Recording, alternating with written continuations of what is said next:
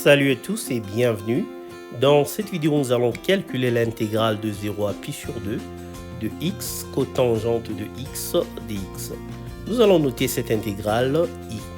Alors pour la calculer, nous allons utiliser une adaptation de la règle d'intégration de Leibniz qui est due à Richard Feynman.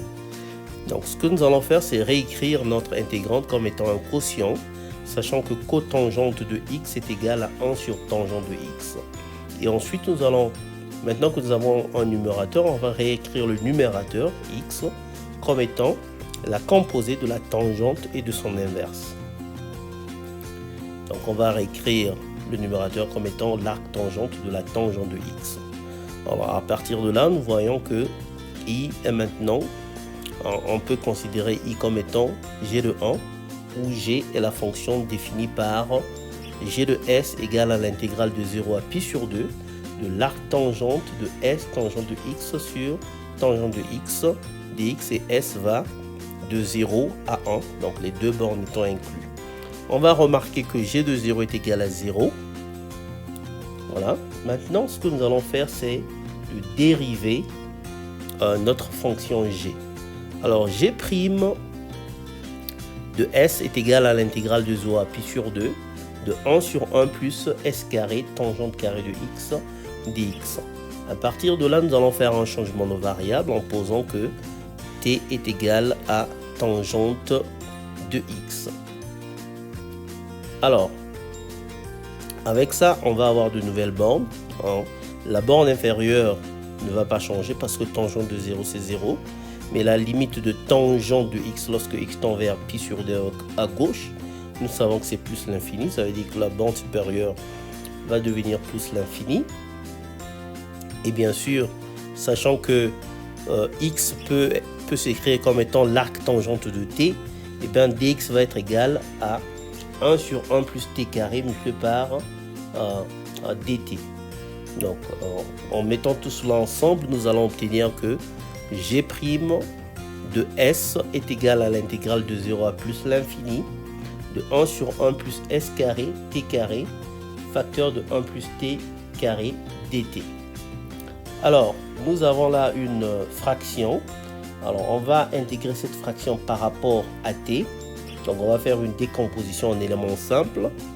Voilà, la décomposition en éléments simples que nous obtenons. Et à partir de là, nous allons intégrer simplement.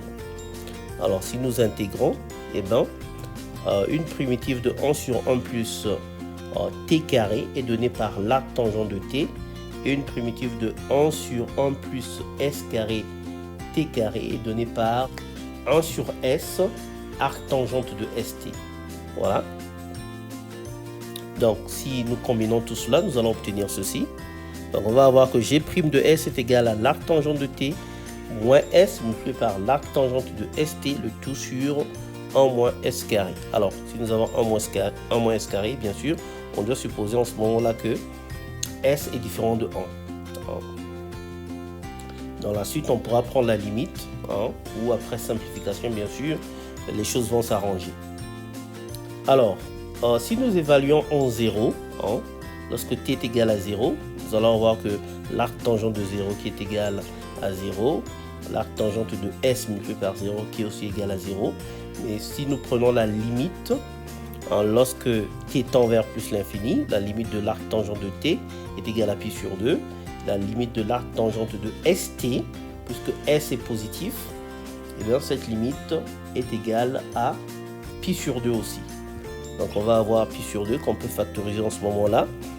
Et on va avoir 1 moins s sur 1 moins s carré multiplié par pi sur 2.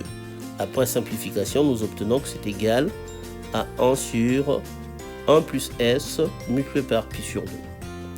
Alors, à partir de là, nous pouvons maintenant déterminer, soit on peut déterminer g de s, soit on peut déterminer directement g de 1, parce que c'est ce que nous cherchons en fait. Alors, on va directement déterminer g de 1, sachant que g de 0 est égal à 0. Nous savons alors que i, qui est en fait g de 1, peut s'écrire comme étant une différence, à savoir la différence g de 1 moins g de 0. Et en utilisant le théorème fondamental de l'analyse, on peut écrire cette différence comme étant une intégrale, l'intégrale de 0 à 1 de g' de s ds. Donc ça sera l'intégrale de 0 à 1 de 1 sur 1 plus s multiplié par pi sur 2 ds. Alors une primitive de 1 sur 1 plus s est donnée par ln de 1 plus s. Voilà, qu'on va prendre entre 0 et 1. Alors pris entre 0 et 1, ln de 1 plus 0, c'est simplement ln de 1 qui est égal à 0. Et ln de 1 plus 1, c'est ln de 2. Donc nous avons que notre intégrale de départ est égale à pi sur 2 ln de 2. Voilà, nous sommes arrivés à la fin de notre vidéo. Merci d'avoir suivi jusqu'à la fin. Pensez à vous abonner, à liker, à partager et à commenter. Moi, je vous retrouve très bientôt. Ciao.